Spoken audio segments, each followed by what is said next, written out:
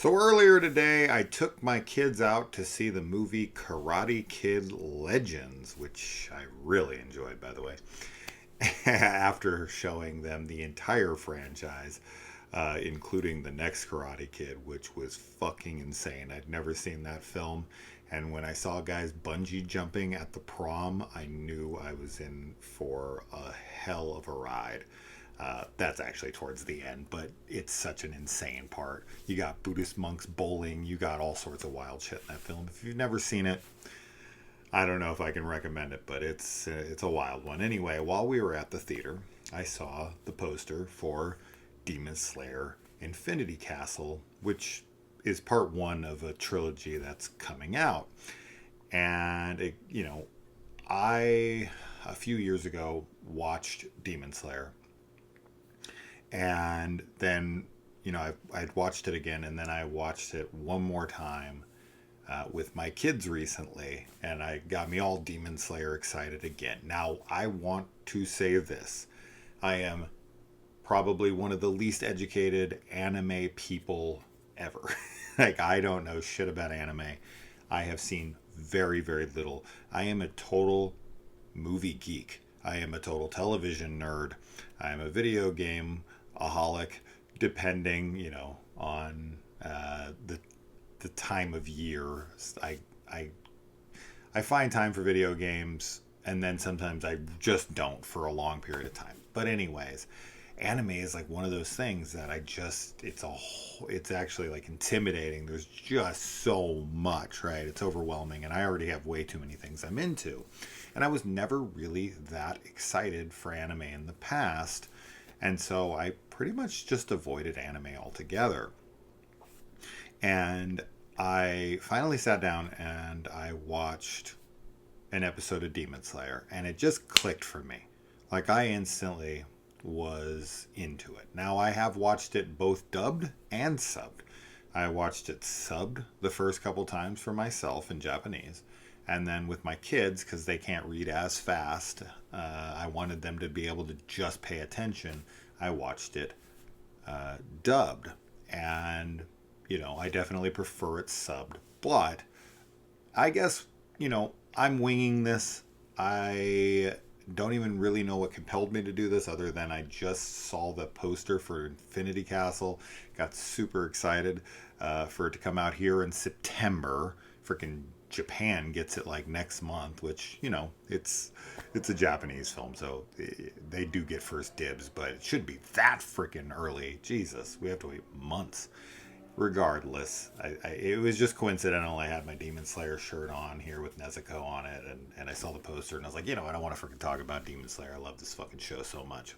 So, what is Demon Slayer all about? So we have a kid named Tanjiro, and Tanjiro comes home and finds his family has been murdered by demons. The only surviving member of his family is his little sister, Nezuko. But Nezuko has been turned into a demon. Now, demons in this world, especially Nezuko, will resemble vampires to a degree. They feed off of humans by consuming them to stay alive, and they'll get burned in the sunlight. Very vampire-like. Now, as you get into the upper rank and lower rank demons, they definitely differ pretty drastically from vampires. And this is why they're demons. So he protects his sister despite her trying to attack him, and he's taking her. He thinks she's injured. He goes, he's running, he's trying to get her help, and then she tries to attack him. This is where he runs into Gayu, who is a Hashira, a demon slayer, the highest rank of demon slayers, and he's trying to kill her. Tanjiro protects her the best he can, and he convinces Gayu to let her live, which is against the Demon Slayer code, but something about Tanjiro's, earnest dedication changes something in him, and he lets him live, and then he sends him somewhere to train, and so he goes and he trains to be a Demon Slayer. And along the way, he meets some very flashy characters. and he creates a partnership with two younger demon slayer apprentices, Inosuke and Zenitsu. Inosuke is a he's a he is a ridiculously overtop character, as one would expect with anime, but this one's even dialed even a little higher. He lives in the mountains. He's very rugged and tough, and all he cares about is being the strongest and the best. And he wears a boarhead's mask, and he dons double chipped swords, and he is an egomaniac, and he is fucking hilarious. And then Zenitsu is this total, like, you know, fear riddled character who is terrified of his own shadow. And you're just thinking, like, how the fuck is this guy, like, even going to attempt to be a demon slayer? But he has one special power where when he passes out, either from fear or whatever, this kind of inner character takes over, almost like a split personality, and this motherfucker is bad ass.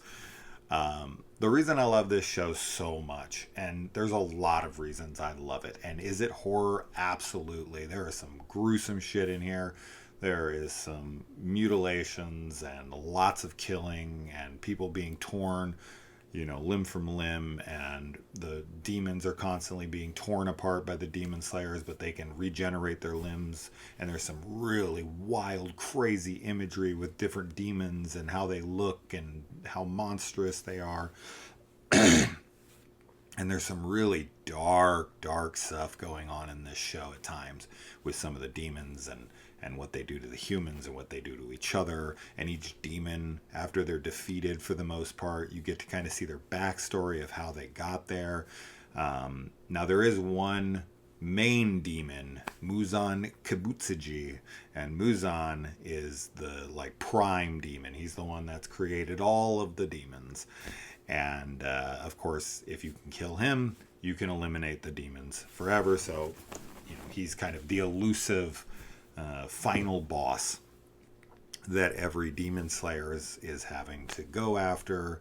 There's 10 ranks of demon slayer once you pass the test to become one. The highest rank being the Hashira, which there's only like 7 of them currently, and they all represent different forces of nature, whether it's the wind Hashira or the water Hashira, so on and so forth.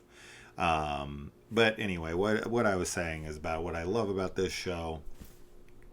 My main thing I love about it is our primary protagonist, Tanjiro Kamado, who is honestly one of my favorite protagonists ever. There's just something so inspiring about Tanjiro's commitment to avenging his family and protecting his sister. He makes a vow that he's going to stop at absolutely nothing to get his sister cured. No one believes it's even possible, but he holds out hope, and he is so sincere with every breath this kid takes. There's nothing selfish about him. There is nothing in him that will allow him to stop. He is so focused. He is so dedicated, and he really is an inspiration. I genuinely have called up in my mind Tanjiro as a character to try to gain strength from in weak moments. I know that sounds insane, but we have heroes that resonate with us. Kids grow up looking at Superman comics or whatever, and they teach you certain things that you bring into your life, and they give you strength, and they make you feel like you can do things that you never thought possible, and whatever. Tanjiro just makes me want to be a better person. The way that he sticks by his sister, he sticks to his convictions. He's always the voice of reason. He's always standing up for what's right. No matter what the odds are, Tanjiro will always step in. He knows he's outmatched. He knows that most people would just look the other way, but he never hesitates even for a second. This kid is all about respect and making sure that people give it where it's due. And he will stop at nothing to make sure that everyone around him is better. And he affects all the characters around him and makes them better. And it never feels corny to me. It never feels cheap. It never feels like, oh, he's just this like perfect character. He has his shortcomings. He's not perfect, you know, but he really is just so like good. And I love that about him. I love that about his character. And Nosuke is like the comedic relief who just makes me laugh every fucking time. Now, there are arcs to the show. You start with the first arc, which is the longest arc of the show, which is 26 episodes, and it's really just, you know, Tanjiro training to become a demon slayer, doing final selection, getting out of that. Obviously, he becomes a demon slayer. That's the whole fucking point of the show. That's not a spoiler. He teams up with his two buddies to protect his sister, who he carries on his back. He literally carries her on his back in a backpack that was, you know, created for him.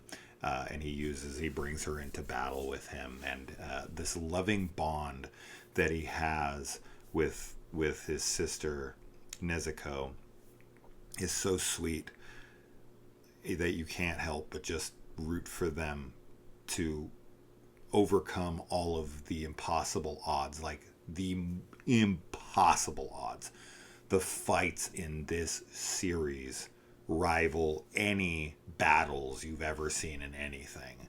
You know, once you get into like, so the second arc is the Mugen Train arc, which was released as a film, and then it was broken into episodes and had an added episode at the beginning to introduce you to this character Rengoku, who's a Hashira. It's like the first one you really get to spend time with.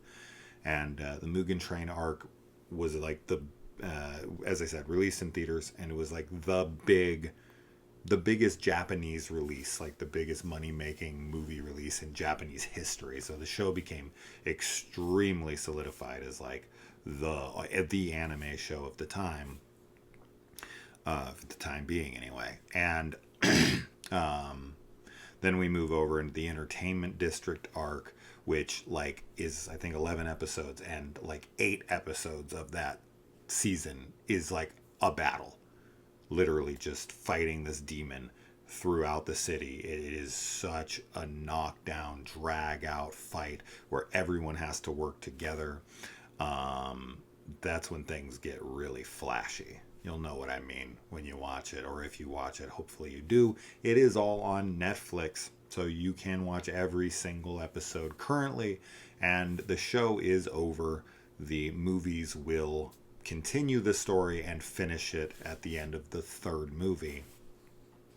But yeah, Zenitsu is great, and the character development and relationship is wonderful.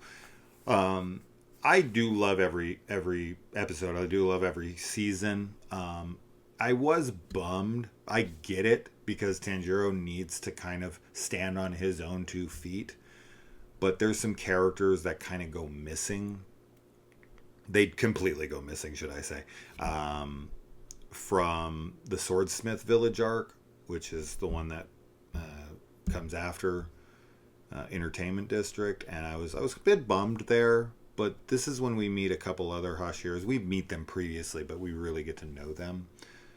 The Insect in the Wind Hashira, and that stuff's really, really great. And the way that Tanjiro is able to inspire people and fundamentally change them as a person at their core. I feel really illustrates why Tanjiro is such an impactful character. Like when you see it and you see it in it, it feels authentic. Like the way he approaches situations, the way he handles things is just so authentic. And you can't help but love him and feel like even if you were there, you'd be like, man, I've got to change my ways. This kid's right. And he's not super preachy. He's just sincere, and he's right. The stuff he does is just right. Everybody knows it when they're around him. He like opens people's eyes to what they've been so closed off to. He like reminds them of what they're in this for. Some of the Hashira are so powerful, and they're so like tunnel vision that they lose sight of what's around them, and Tanjiro is able to kind of broaden their horizons and open up their focus, and it's just a beautiful thing to behold. I think the show's super funny. I think it has so much heart. I think it has phenomenal characters. I think it has incredible action scenes. I think it has devastating, like, dramatic moments that are really fucking sad and heartbreaking. And then, yeah, we get into the Hashira training arc, which is the final arc of the show. And that's like, I think like 7 episodes or so, maybe 8. And yeah, this is kind of the final training. This is all just training. The whole season is training before we get into the big cliffhanger that will lead into what will become the Infinity Castle arc, which I cannot fucking wait, man. Like, it's wild when he starts, they start encountering these demons, and you're thinking, oh, these things are crazy, and they're like, that's nothing. Like, and you are. Like, I showed this to my kids, and they're like, that thing was crazy, and I'm like, that's a lower level demon. That's nothing. Then you get into the lower ranked demons, which are ranked 1 through 6. And then you get into the upper ranked demons 1 through 6. And the higher you go, the more insane they get. And it just seems like these insurmountable odds. They seem so overpowered, so unfair. The demon slayers are at such a disadvantage. There's so many wonderful characters along the way, so many hilarious moments. I mean, there's stuff that happens in the entertainment district arc with Zenitsu and Inosuke and Tanjiro, where they're put into something and they have to dress a certain way. That stuff was so funny. Yeah, I don't want to give too much away here, but the Tanjiro's swordsmith, Mr. Haganeska, so fucking funny. So fucking funny. Every time that he needs a new sword, it's really funny. You just have to watch it. I don't want to ruin it, but yeah. And then just so many great character moments. So and the anime does this thing where they kind of play with time, and there can be an entire episode where a character is like right in the middle of a decision, like a knife or like a blade is coming for their neck, and it's like they have this whole time to reflect on their life and think about like what they should have done and all these crazy things. So it really slows down time, and it's just such a different medium. Anime is such a different medium. I'm currently in the progress of going through One Piece, and I'm hundreds of freaking episodes in, but it's like I haven't even scratched the surface. There's like over 1,100 episodes. It's been airing a new episode pretty much every week since 1999, and the show just seemingly is going to go forever. I know it's supposed to wrap up soonish, but yeah, it's just, anime is just such a different style, and it's really impossibly complicated to try to recreate it in live action form, because it's not really suited for that. Like, animation is what it's best suited for. That being said, I have really enjoyed the One Piece live action on Netflix. I still prefer the anime for sure, but regardless, would I want to see a Demon Slayer live action? No, not really. I just don't think that you could even remotely touch this, but with the success they're having with One Piece and how well received Tony Chopper has been, which I thought he was fucking perfect. The reveal they did it to Doom the other day, I loved it. I thought it's pretty much the best, most perfect iteration of live action Chopper you could ever hope for. So I don't know. Would I watch it? Sure, I'd watch it, right? And I'd be critical like anybody would. I'm not like a hyper critical person like a lot of anime fans are. But I know my brother is like the biggest Dragon Ball Z fan on fucking earth, and how devastated he was when Evolution came out. And he was like, this is the literal worst film I've ever seen in my life. And he's a pretty fair guy. I've never seen the movie, but I've seen enough clips from it, and I've seen it shit on enough that I'm like, oh yeah, no, I could tell that's just dreadful. And then there was like Avatar, The Last Airbender, the M. Night Shyamalan movie, which wasn't well received, but we do have the live action one on Netflix, which I actually quite liked, and I have watched all of Avatar, The Last Airbender. That's not actual like anime because that's not from Japan, but still a really, really cool show. If you haven't seen it, definitely check it out. Aang and Katara and all them are really cool characters. But regardless, yeah, try it out. Try it out. Watch an episode or two. If you're somebody who's like, on the fence about ever touching animation. I know I just did a review on Predator's Killer of Killers, which I really enjoyed the fuck out of and is on Hulu right now. And I was kind of imploring people who typically shy away from animation because they think it's too kiddish, or because they can't connect to characters, because there's no, realism in the face and whatever. I used to be one of those people.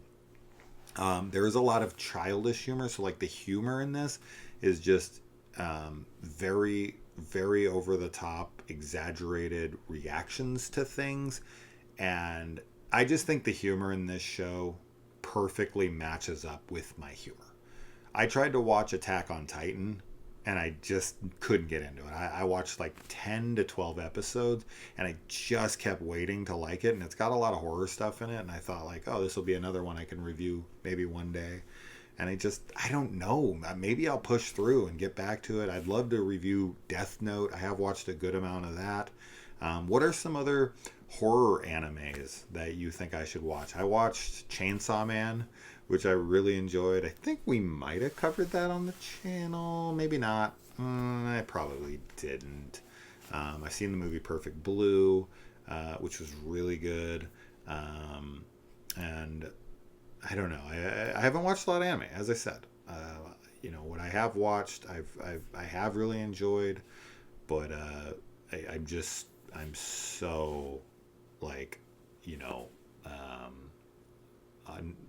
unknowledgeable, and I'm like a baby when it comes to anime. It's like one of the only nerdoms or fandoms, nerd culture things, geek culture things that I'm not well versed in. Anime is just that genre that I completely avoided forever, and I'm trying to catch up. I'm trying to watch shows here and there, but between all the movies that I'm watching for the channel, and the TV series that I watch on my own, and all the movies we go and see in theaters, and the video games I'm trying to play, and all the comics and the books and all the shit I try to read, and then I have the kids, and I have the wife, and I have the job, and I have yes, I actually have a job, believe it or not. A lot of people seem to think because I record a lot, I don't have a job.